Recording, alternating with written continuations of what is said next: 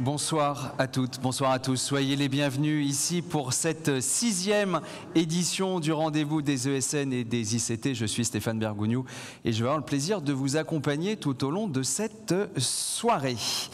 Dans quelques minutes, nous allons vous révéler le nom des lauréats dans les différentes catégories et puis nous allons également vous donner les résultats de l'enquête annuelle Grand Angle Numéum KPMG. Nous avons donc une petite heure et demie à passer tous ensemble avant de pouvoir rejoindre à nouveau le cocktail.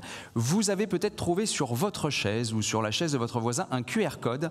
Vous aurez à l'utiliser à un moment dans la soirée. Je n'en dis pas plus, il y a une petite surprise. Mais voilà, conservez ce QR code. Et si vous êtes assis sur une chaise où il n'y avait pas de QR code, vous aurez le droit de copier sur vos voisins quand on en aura besoin. Voilà, allez, on va tout de suite ouvrir ce 6e rendez-vous des ESN et des ICT en accueillant la présidente du Numéum, Véronique Torner. Elle est accompagnée de Charles Mauclair.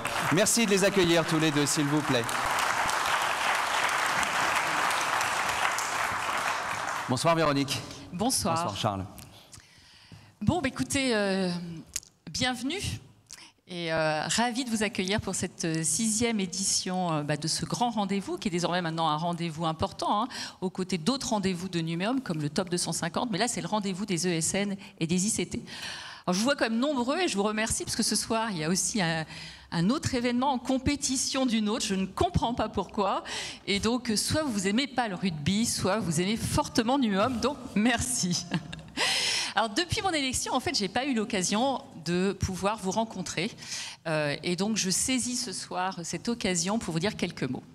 Alors, tout d'abord, vous dire à quel point je suis fière de représenter notre secteur, de vous représenter, de porter votre voix. Parce que, eh bien, nous sommes des acteurs du changement. Nous incarnons l'innovation. Nous portons des solutions pour une économie durable. Et donc, pour toutes ces raisons, c'est une grande fierté pour moi aujourd'hui de représenter Numéum. Numéum est devenu ces dernières années un acteur incontournable de l'écosystème du numérique français. Mais je dirais que c'est aussi, bien plus que ça, c'est un acteur de premier plan dans la sphère politique, économique et sociale. Pour toutes ces raisons-là, c'est pour ça qu'aujourd'hui j'ai une grande fierté que je partage avec tout le conseil d'administration.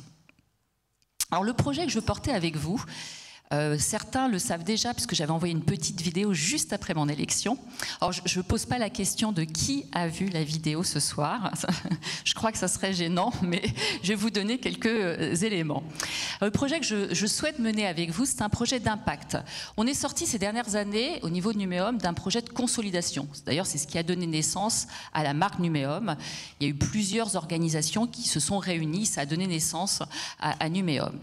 Et donc aujourd'hui, c'est un projet d'impact que je souhaite porter avec vous pour permettre à Numéum de rayonner et fédérer.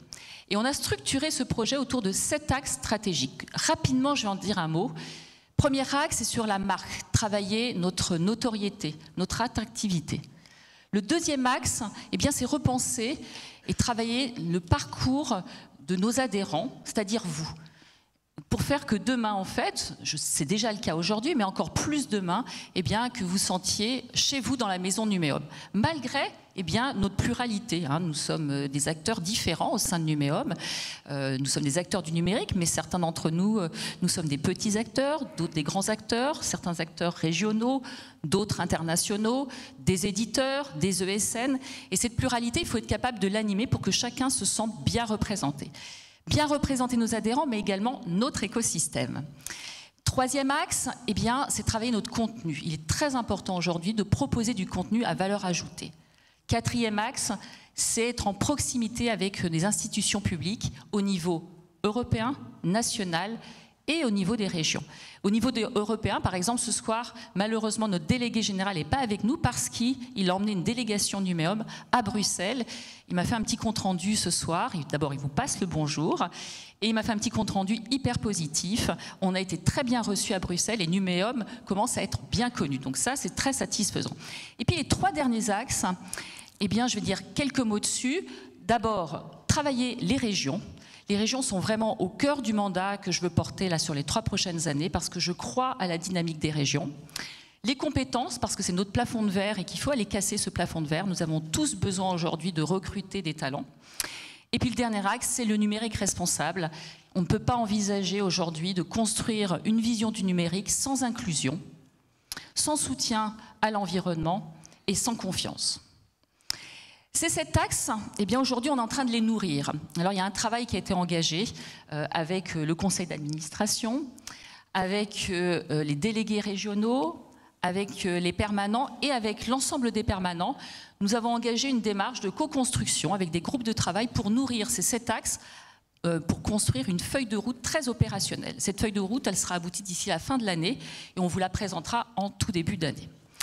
Voilà ce que je voulais partager avec vous. Je n'avais pas eu l'occasion, en fait, de vous le dire de vive voix, de vous présenter ce projet, vous redire à quel point eh bien, je suis très fière de pouvoir travailler avec vous et je serai ravie tout à l'heure, au moment du cocktail, de pouvoir échanger avec vous.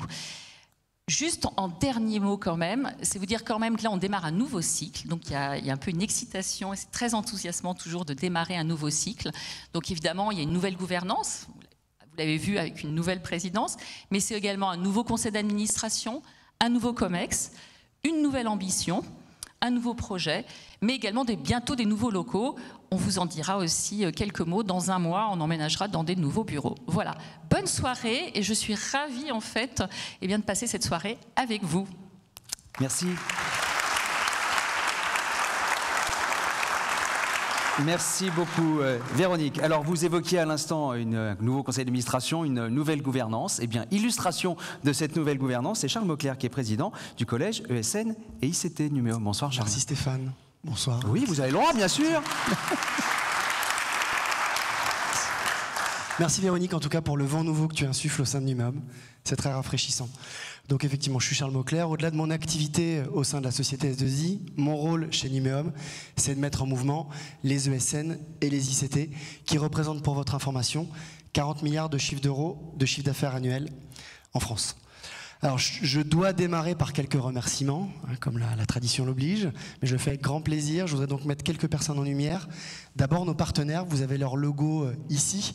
Donc, il y a AXA, Hemming, Malakoff Médéric, Neotech et S4S qui se succéderont ici pour remettre les prix. Je voudrais aussi remercier KPMG qui mène l'étude depuis de nombreuses années maintenant, depuis le début, et ils vont s'affairer sur la scène, vous allez les voir à nombreuses reprises. Merci à vous. Je voulais aussi remercier les membres de Numéum qui organisent la soirée. Donc on peut citer Bunji, qui est le directeur délégué. On peut citer l'équipe de communication de Caroline Fouquet, je ne sais pas où elle est. Et principalement Menou Barraud, qui est là aussi et qui organise la soirée. Merci Menou pour tous les efforts que tu as menés. Et pour finir ces remerciements, je voudrais donner un petit clin d'œil à 2 personnes qui sont dans la salle, 2 administrateurs bien connus de notre profession, à savoir Thierry Sioufi et Jonathan Amar de Deletech, Thierry de Evidian. C'est vous, messieurs, qui avez lancé la soirée il y a 6 ans maintenant. Et donc je vous en remercie, c'est grâce à vous qu'on est là. Donc merci à vous, j'aimerais bien qu'on les applaudisse. Ils ne se sont pas levés, ils auraient pu se lever. Ah voilà. Merci messieurs, bravo. Et donc depuis 6 ans, l'engouement est de plus en plus fort pour cette soirée. Pour preuve, 2 éléments. Le premier, on a reçu près de 90 dossiers pour candidater au trophée des ESN et des ICT. Donc vous aurez le résultat ce soir du jury. Mais tout n'est pas joué, puisqu'avec le QR code, vous pourrez être jury ce soir, donc vous pourrez aussi donner votre avis. Et puis deuxième signe de l'engouement, quand je regarde la salle, il y avait 300 places assises, elle est presque pleine sauf là, il y a encore des gens qui arrivent. Donc je pense qu'on sera à 260, 270 ce soir. On a même dû refuser quelques personnes, puisque les invitations, en tout cas les personnes voulaient venir en masse, malgré le match. Donc ça nous montre qu'il y avait un besoin des ESN et des ICT de se rassembler. Pourquoi ? Parce qu'on estime qu'on est à une période de transition économique que l'on vit dans notre métier. Après 2 années exceptionnelles en 2021 et 2022, qui ont été particulièrement euphoriques pour notre profession, on est nombreux à constater que depuis 2023, on subit un certain ralentissement d'activité. Et dans ce cas de figure-là, c'est toujours extrêmement intéressant de venir pour décrypter le marché, comprendre les tendances et se comparer par rapport à ce qui se fait dans la profession. C'est donc ce que l'on vous propose ce soir pendant maintenant 80 à 90 minutes. Je vous souhaite de passer une excellente soirée. Merci beaucoup Charles d'avoir été avec nous ce soir. Charles, qu'on retrouvera à un autre moment dans la soirée. Charles évoquait à l'instant les partenaires, un certain nombre vont venir sur scène pour remettre les prix. Et puis il y a un partenaire historique aussi de cet événement, c'est KPMG. Je vous remonte tout de suite d'accueillir Jean-Pierre Valency, qui est responsable de Capital Market Advisory chez KPMG. Bonsoir Jean-Pierre. Alors, on va commencer avec vous, Jean-Pierre, par quelques mots pour recadrer un petit peu cette étude que vous menez donc depuis 6 ans, Grand Angle, ESN et ICT, et puis un petit mot aussi sur le classement des ESN et ICT 2023. Absolument. D'abord, je voulais vous dire qu'on était ravis avec Xavier Nifle et Maxime Charrier et d'autres chez KPMG de poursuivre cette belle aventure du rendez-vous des ESN et des ICT. Ça fait effectivement 6 ans et on avait lancé ça avec Thierry et Jonathan. Et on espère que ça va continuer parce que c'est vraiment un bel événement. Alors concernant l'étude, méthodologiquement, pas de variation significative, je vais dire. On élabore avec l'aide de Numéum un questionnaire qui est mis en ligne et auquel, évidemment, tous les membres de Numéum sont appelés à répondre. Alors cette année, on a eu près de 150 réponses.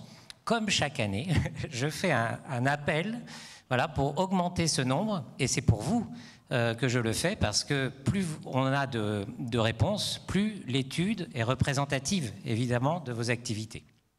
Alors, concernant les thématiques qu'on a traitées, alors nous avons le développement et la croissance, la gestion des talents, les sujets de responsabilité sociale, sociétale et environnementale, et l'innovation et la R&D.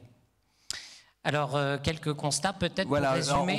Ce qu'on va faire, c'est qu'on va faire les grandes tendances avec vous, Jean-Pierre, puisqu'effectivement, vous le disiez, avec Maxime et Xavier, on va revenir un petit peu plus en détail. Absolument.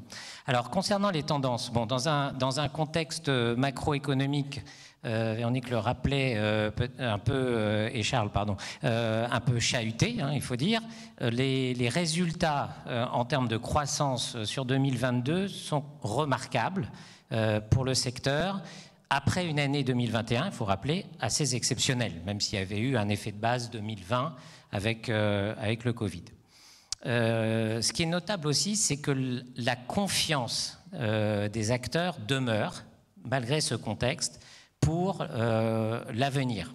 Et donc on a des niveaux de croissance attendus et des ambitions des acteurs qui sont assez importantes, et ça ressort dans l'étude avec une stabilité, je vais dire, de ce niveau de confiance. Donc voilà pour ce qui est du ça, c'est pour la stratégie de croissance. Deuxième sujet qu'on va évoquer, la gestion des talents, évidemment, c'est un sujet important. Alors, vous êtes aussi très bien placé pour le savoir. Bon, il y a eu une légère détente, je vais dire, au premier semestre, concernant la tension sur le recrutement. Bon, néanmoins, cette gestion des talents reste quand même un enjeu majeur pour vous tous, parce que ce recrutement fait votre croissance. Et on le constate évidemment pour le recrutement, mais aussi pour la rétention. Vous aurez des éléments là-dessus. Et ça touche des domaines de la gestion de talents très, très variés, c'est-à-dire des modalités de travail, au parcours de carrière, à la formation, pour renforcer vos collaborateurs dans leur domaine de compétences. Troisième thématique, troisième catégorie, les enjeux RSE. Les enjeux RSE, alors c'est assez remarquable de noter que les départements RSE sont de plus en plus rattachés à la direction générale. Ça montre toute l'importance qui est donnée à ces domaines. Et c'est dans un contexte, je vais dire, d'évolution réglementaire avec la CSRD, dans un contexte où vous avez aussi des donneurs d'ordre qui eux-mêmes vous demandent, je ne vais pas dire des comptes, mais en tout cas des informations sur la façon dont vous prenez en compte ces éléments. Et puis, ce sont aussi vos collaborateurs qui sont de plus en plus intéressés par les actions de l'entreprise dans ce domaine. Et donc, pour recruter et retenir, il faut se donner les moyens de ces ambitions. Et enfin, l'innovation, au cœur évidemment du travail des ESN. Alors juste pour terminer, parce que je voulais rebondir sur ce que disait Véronique, c'est aussi des opportunités de business très importantes parce que les acteurs et les membres de Numéum participent à la transformation de la société dans ce domaine, notamment avec le Green IT. Dernière thématique, mais au cœur évidemment de l'activité des ESN et des ICT, c'est l'innovation. Oui, alors l'innovation, bon, là je vais rien vous apprendre. C'est un sujet absolument crucial. Les investissements et les dépenses dans ce domaine ne cessent d'augmenter du fait je vais dire, de l'accélération de la demande de vos clients pour la transformation digitale et numérique dans un contexte où la technologie, plus globalement, avance très vite. On voit ce que donne l'intelligence artificielle générative, qui a quand même des conséquences. C'est-à-dire que les entreprises se sentent potentiellement mises à risque sur ces sujets-là, et vous êtes les premiers acteurs, en réalité, vers qui elles vont se tourner, elles doivent se tourner pour se trouver entourées, accompagnées et faire évoluer leur façon de travailler.